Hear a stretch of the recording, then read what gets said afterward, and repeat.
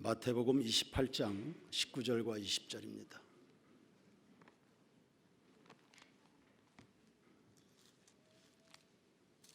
신약성경 마태복음 28장 19절과 20절 찾았으면 우리 다 같이 한 목소리를 읽겠습니다. 그러므로 너희는 가서 모든 민족을 제자로 삼아 아버지와 아들과 성령의 이름으로 세례를 베풀고 내가 너희에게 분부한 모든 것을 가르쳐 지키게 하라. 볼지어다 내가 세상 끝날까지 너희와 항상 함께 있으리라 하시니라. 아멘. 한 군데 더 고린도전서 10장 13절입니다. 고린도전서 10장 13절 다 같이 읽겠습니다. 사람이 감당할 시험 밖에는 너희가 당한 것이 없나니 오직 하나님은 미쁘사 너희가 감당하지 못할 시험 당함을 허락하지 아니하시고 시험 당할 즈음에 또한 피할 길을 내사 너희로 능히 감당하게 하시느니라. 아멘. 우리 세인기도학교는 말씀 위에 서 있습니다. 마태복음 28장 19절과 20절에 너희는 가서 모든 민족을 제자로 삼으라. 그리고 가르쳐 지키게 하라 했습니다.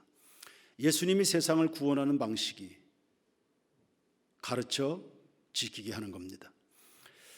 가르치면 변한다는 신념을 가지고 있습니다. 물이 변해서 포도주가 됐습니다. 예수님이 말씀하시니 성난 파도가 잔잔하게 됐지요. 예수님이 말씀하시니 바디메오가 눈을 떴습니다. 예수님 말씀하시니 나사로가 살아났습니다. 우린 그 말씀을 통해서 최고의 가치이신 예수님과 영원한 기업인 하나님의 나라를 꿈꾸게 하는 겁니다. 좋은 것을 맛본 아이는 불량식품을 입에 대지 않습니다. 영원하고도 지속적인 가치를 알게 된 아이는 찰나적인 쾌락에 인생을 내주지 않습니다. 그리고 이들을 통해서 세상은 하나님의 영광을 보게 될 줄로 믿습니다. 바울이 변화된 이후에 글이 살았던 것처럼 말입니다. 우리는 교육이 애국이라는 신념을 가지고 있습니다. 지금의 아이들이 내일의 대한민국이라는 점에는 이견이 있을 수 없습니다. 하나님을 경외하고 남들이 즉 이웃하는 사람들이 귀한 줄 알고 자신의 소명을 아는 성인으로 자라나게 될 때 사회는 지금보다 훨씬 아름답게 경영되리라는 꿈입니다. 교육으로 이룩되는 하나님의 나라죠. 이 일을 위하여 우리 아이들이 자부심 있게 성장하기를 바라고 교사들은 하나님 앞에서 가르칩니다.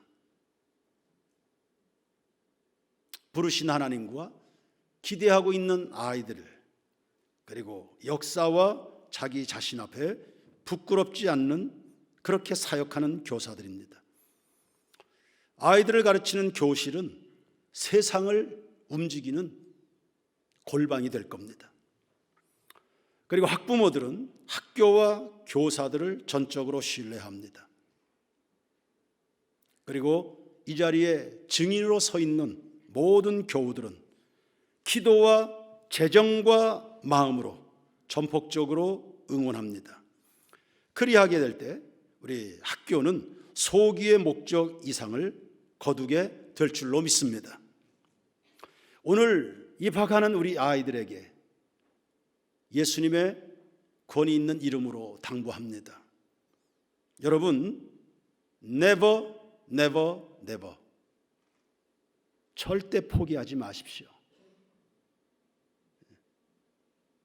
절대 포기하지 마십시오.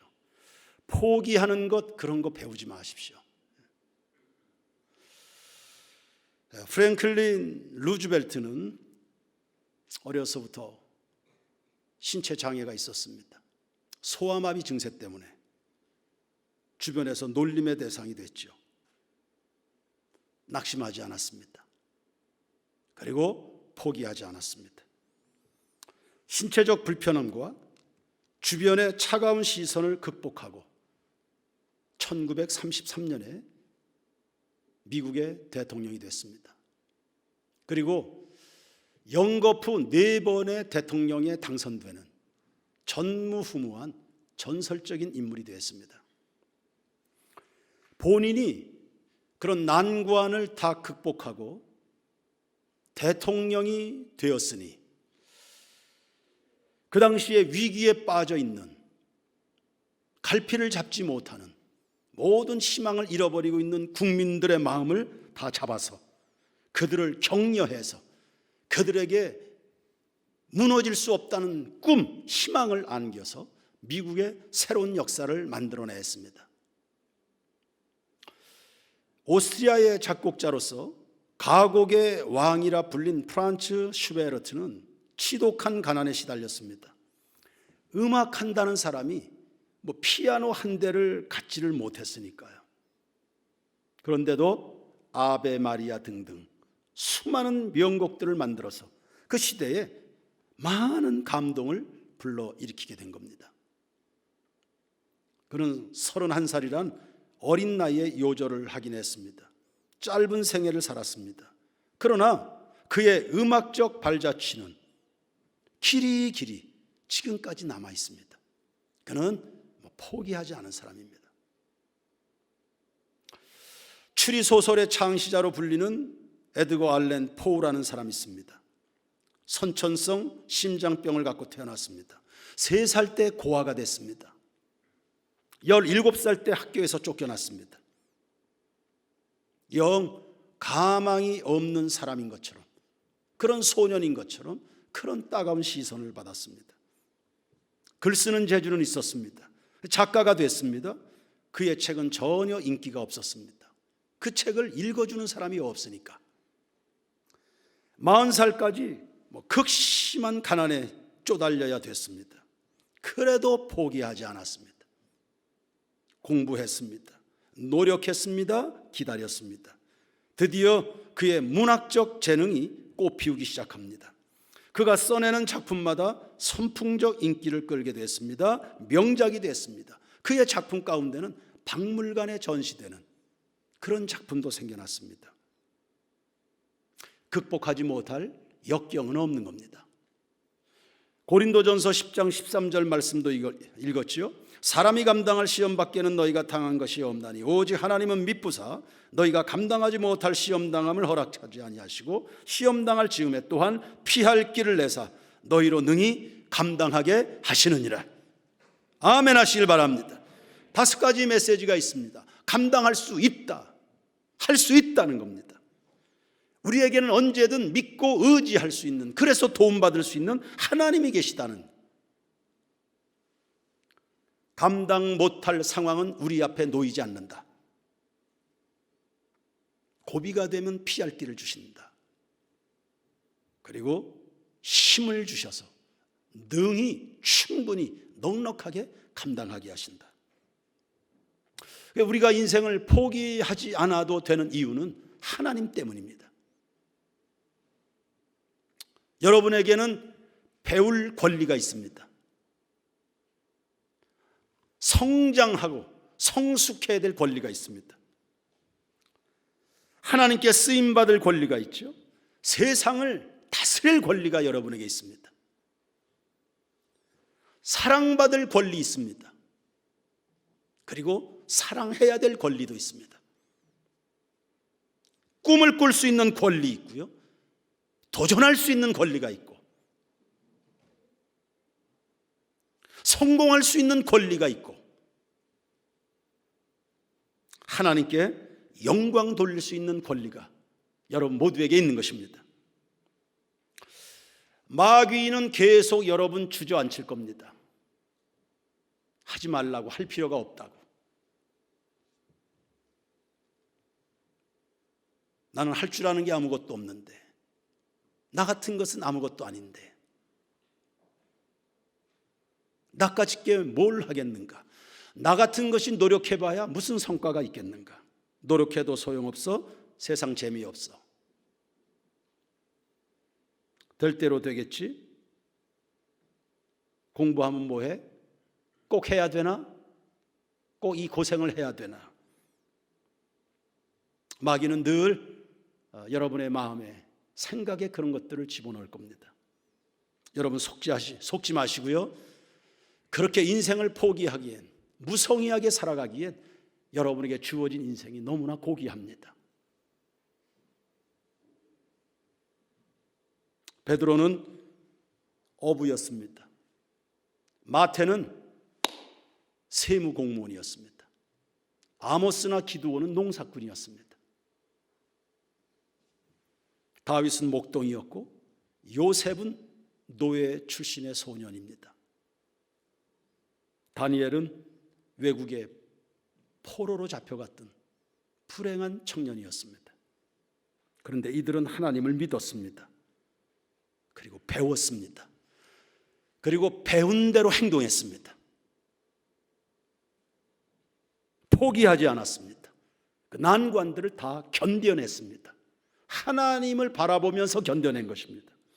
승리했지요. 복을 받았지요. 세상을 움직였습니다. 믿음이라고 하는 이것을 말로만 하지 않았고 이들은 행동한 겁니다. 다 역사를 움직였습니다. 그들은 단지 한 사람이었을 뿐인데 그들 속에 계신 하나님이, 그 하나님을 믿어드리는 그들의 그 믿음의 소중함을 하나님이 외면하지 않으셨습니다. 역사를 바꿨습니다. 풀무불, 사자굴 이런 거 앞에서도 그들은 믿기를 포기하지 않았습니다. 자기 자신에 대한 신뢰도 포기하지 않았습니다. 성령께서 나에게 역사하시면 어디까지 나를 사용하실 것에 대한 기대가 늘 그들에게는 있었습니다. 사랑하는 모든 교회학교 학생들, 그리고 우리 기도학교 학생들, 오늘 입학생들, 편입생들, 하나님을 향하여 욕심을 낼 수 있게 되길 바랍니다. 하나님 앞에 복을 받는 그 일에, 야곱처럼 하나님 앞에 영적인 축복을 받는 일에, 하나님의 마음에 드는 그 일에 여러분 욕심을 내시길 바랍니다. 온 교우들이 응원하고 축복하는 이런 자리들, 이런 거 욕심내는 겁니다. 하나님이 임재하시고 기도하는 모든 것에 대해서 응답하실 줄로 믿어서 하나님은 살아계시고 그분의 이름을 부르고 그분 앞에 겸손하게 무릎을 꿇고 그분을 예배하고 그분 의지하고 그분을 배우고 그분의 은혜 안에 훈련받고 싶은 이런 것들에 대해서 욕심을 가지셔야 됩니다. 그게 믿음입니다.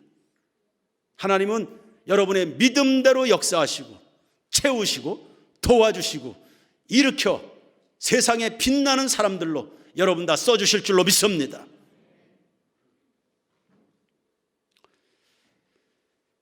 오늘 입학예배 드리는 것은 아이들만이 결코 주인공이 아닙니다. 우리 선생님들이, 우리 성도들이 이 아이들을 일방적으로 가르친다 생각하지 마십시오. 그저 우리는 섬기는 것뿐이다라는 생각도 갖지 마십시오. 이 아이들이 자라나는 것과 동시에 여러분들도 성장할 겁니다. 같이 배우시길 바랍니다. 여러분들도 학생이라는 생각, 이 아이들 앞에는 우리도 학생이라는 생각, 그래서 함께 성장해서 함께 복을 받는다는 이런 생각 가셔야지. 우리 어른들은 늘 뒷바라지 해주고 지식만 넣어준다. 아니요, 이 아이들만 학생이겠습니까? 우린 다 같이 오늘 세인 기독학교에 입학하는 학생들입니다. 이 아이들이 우리의 마음속의 꿈으로 성장하는 것만큼이나 예수 그리스도의 마음에 담겨 있을 여러분들도 함께 성장하십시오. 이 아이들 기도할 때마다 여러분의 영혼이 더 부욕해 되길 축원합니다. 다 같이 담임 목사에서부터 시작해서 우리 장로님, 권사님, 집사님들, 기도학교 교사들까지 다 같이 성장하십시오. 이 아이들만 성장할 수 있습니까? 다 같이 성장하십시오. 다 같이 꿈을 꾸고 여러분 절대 포기하지 않는 절대적 믿음, 절대적 하나님, 그 믿음을 이 아이들에게 보여주십시오. 그래야 진짜 교육이 될 겁니다. 조금도 이 어린아이들에게 틈 보이지 않는 어른들 되시길 바랍니다. 10배, 20배는 더 하나님 앞에 배우려고 하는, 또 하나님 앞에 은혜와 복을 받으려는 욕심이 있어야 그 중에 너댓 가지 정도가 갈 겁니다.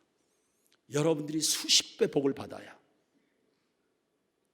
그래서 다 같이 하나님 앞에서 쓰임받는 우리 모든 교회 공동체가 되기를 주님의 이름으로 축원합니다.